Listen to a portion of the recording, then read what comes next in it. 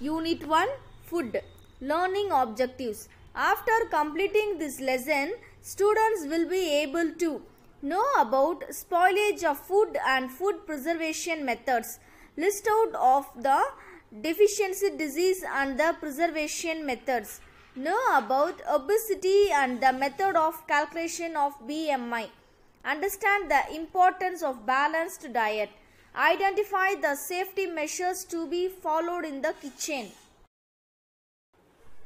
Introduction. Our body needs nutrition like proteins, carbohydrates and fats for its proper functioning. We get these nutrition from the food we eat. If we do not take all these nutrition in right proportion, it results in some diseases. Sometimes we do not preserve the food properly and it gets spoiled. Through the spoiled food also we get diseases. So we need to preserve the food we eat.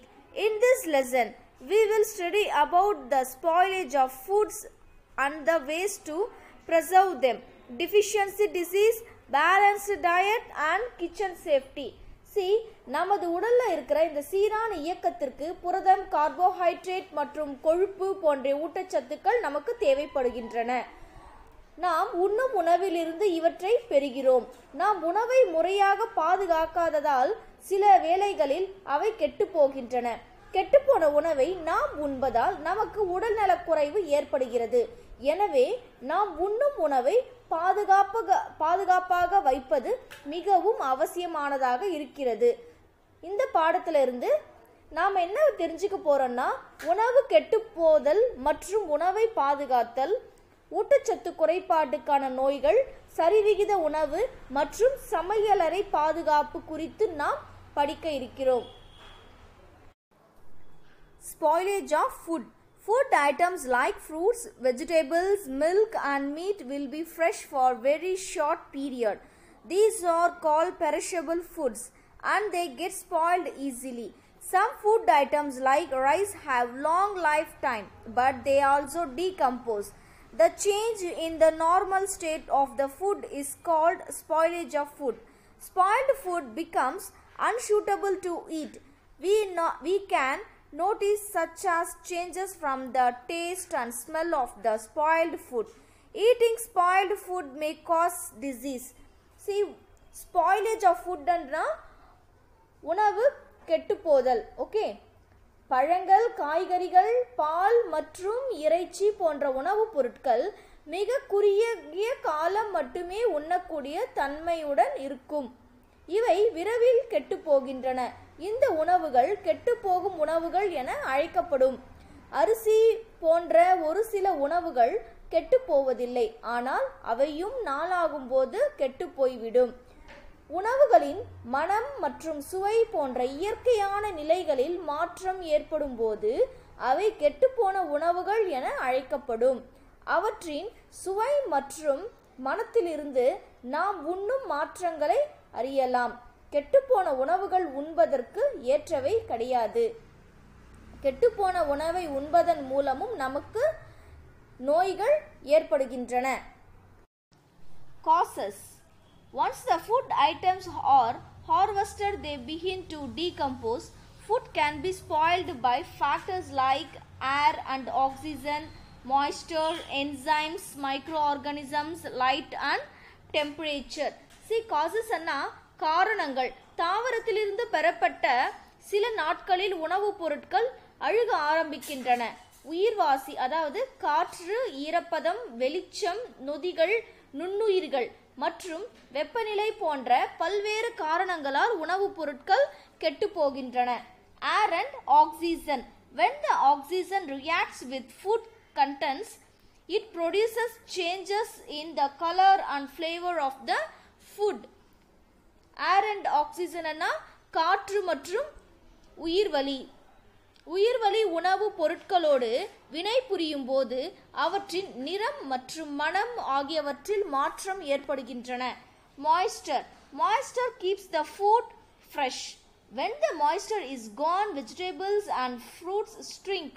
Due to evaporation, moisture loss occurs in foods like meat, fish and cheese. Moisture means ஈரப்பதம். உணவில் உள்ள ஈரப்பதமே அவற்றை உண்ணத் தகுந்த நிலையில் வைக்கிறது. ஈரப்பதம் நீங்கியவுடன் காய்கறிகள் மற்றும் பழங்கள் சுருங்க ஆரம்பிக்கின்றன. நீராவி போக்கின் காரணமாக இறைச்சி மற்றும் மீன், பாலாடை கற்றி போன்ற உணவுப் பொருட்கள் ஈரப்பதம் குறைய ஆரம்பிக்கின்றன. Enzymes break down the larger molecules of the food in different ways like oxidation, browning and ripening. So the food items decay. Enzymes means நொதிகள். ஆக்சினேற்றம் அடைதல், பழுப்பு நிறமாக மாறுதல் மற்றும் பழுத்தல் ஆகிய செயல்பாடுகள் மூலமாக நொதிகள் உணவுப் பொருட்களில் உள்ள திசுக்களையும் மூலக்கூறுகளையும் சிதைவடைய செய்யும். எனவே இந்த பொருட்கள் கெட்டு போகின்றன. Microorganisms such as fungi, yeast and bacteria can grow well in low temperature. They multiply in food and spoil them. Microorganism means நுண்ணுயிர்கள். இந்த நுண்ணுயிர்களான காளான், பூஞ்சை, ஈஸ்ட் மற்றும் பாக்டீரியா இந்த மாதிரியான சில உயிரிகள் குறைந்த வெப்பநிலையில் நன்கு வளரக்கூடியவை. இவெல்லாம் ரொம்ப சீக்கிரமா சூப்பரா வளரக்கூடியவை. அவை உணவில் வளர்ந்து பெருகும் போது உணவுப் பொருட்கள் கெட்டு போகின்றன. Light produces color changes and also vitamin loss. Light means ஒளி. இந்த ஒளியானது உணவுப் பொருட்களில் நிறமாற்றத்தையும் உயிர்ச்சத்து இழப்பையும் ஏற்படுத்தும். Temperature. Sometimes rise in temperature causes food spoilage. இந்த வெப்பமானது சில வேளைகளில் வெப்பநிலை அதிகரிக்கும் போது உணவுப் பொருட்கள் கெட்டு போகின்றன. Effects. Spoiled foods are not suitable to eat. They may not be fresh and tasty. Sometimes it will be harmful to consume them. Microorganisms present in spoiled foods may cause foodborne diseases like stomach pain, fever, dysentery, vomiting and indigestion. Effect means விளைவுகள். அதாவது கெட்டுப்போன உணவுப் பொருட்கள் உண்பதற்கு ஏற்றவை அல்ல. அவை புதிதானவையாகவோ அல்லது சுவையானதாகவோ இல்லாமல் இருக்கலாம். அவற்றை உண்பது சில வேளைகளில் நமக்கு உடல் நலக்கேட்டை விளைவிக்கலாம். கெட்டுப்போன உணவிலுள்ள நுண்ணுயிர்கள் மூலம் நமக்கு தோன்றும் நோய்கள் என்னென்னு பார்த்தீங்கன்னா வயிற்றுவலி, காய்ச்சல், வயிற்றுப்போக்கு, வாந்தி மற்றும் இந்த செரிமான கோளாறு ஆகிய நோய்களை உருவாக்குகின்றன. Preservation of food. The process of keeping the food materials for a long time without being spoiled is called preservation of food. Food will be spoiled if it is not prepared, preserved and handled in the right way. There are many methods used to prevent, delay and reduce the spoilage of food. Preservation of food means உணவு பாதுகாப்பு. உணவுப் பொருட்களை நீண்ட நாட்கள் கெட்டு போகாமல் பாதுகாப்பாக வைப்பதே உணவை பாதுகாத்தல் எனப்படும். அதாவது சரியான முறையில் சமைக்கப்படாத, பாதுகாக்கப்படாத அல்லது கையாளப்படாத உணவுப் பொருட்கள் கெட்டு போகின்றன. உணவுப் பொருட்கள் கெட்டு போவதை தடுப்பதற்கும் தாமதிப்பதற்கும் மற்றும் குறைப்பதற்கும் பல வழிமுறைகள் உள்ளன. Food prevention methods. Cultivation of food requires lot of efforts. Nowadays, food cultivation and the crop yield are decreasing. There are many people suffering in the world without food. So, we need to protect and preserve the food. The following are the ways to preserve the food. உணவுப் பொருட்களை பாதுகாக்கும் முறைகள். அதிக முயற்சி மற்றும் கடின உழைப்பின் பின் உணவுப் பொருட்கள் உற்பத்தி செய்யப்படுகின்றன. அதனால இன்றைய நாட்களில் உணவு உற்பத்தி மற்றும் விளைச்சல் ஆகிய இரண்டுமே குறைந்து வருகின்றன.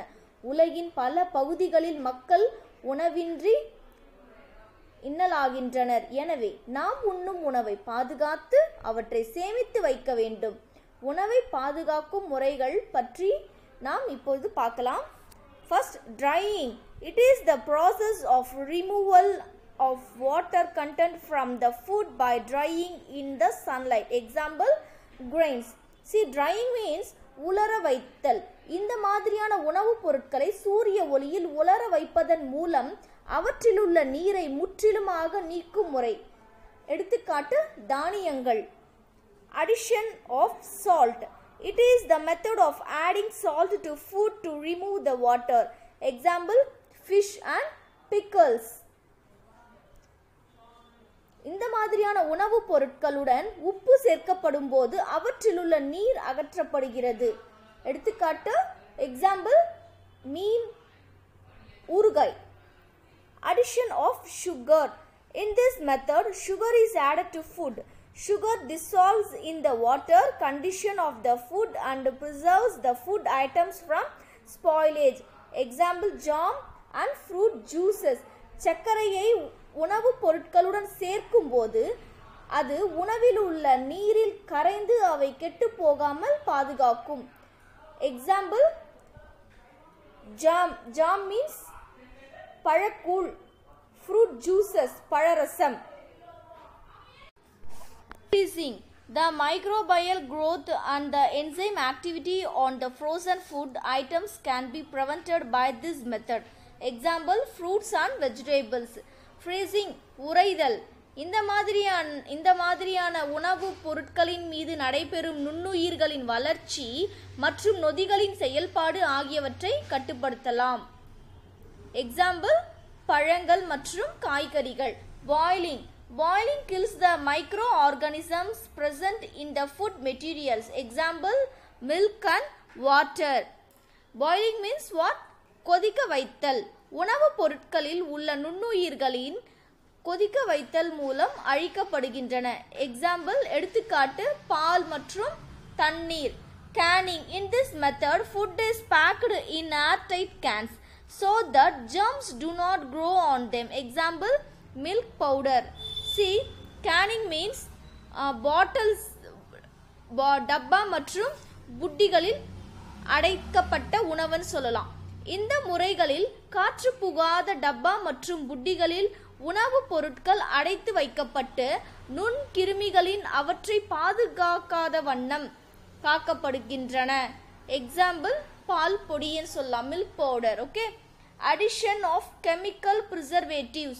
Chemical preservatives are added to stop the growth of microorganisms in certain food materials. Example, sodium benzodiazide is added with fruits.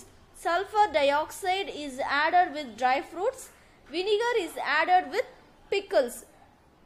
உணவுப் பொருட்களில் ஏற்படும் நுண்ணுயிர்களின் வளர்ச்சியை தடுப்பதற்காக சில வேதிப்பொருட்கள் அவற்றுடன் சேர்க்கப்படுகிறது. உதாரணமாக, சோடியம் பென்சோயேட் பழங்களோடும் சல்ஃபர் டை ஆக்சைடு காய்ந்த பழங்களோடும் வினிகர் ஊறுகாயோடும் சேர்க்கப்படுகின்றன.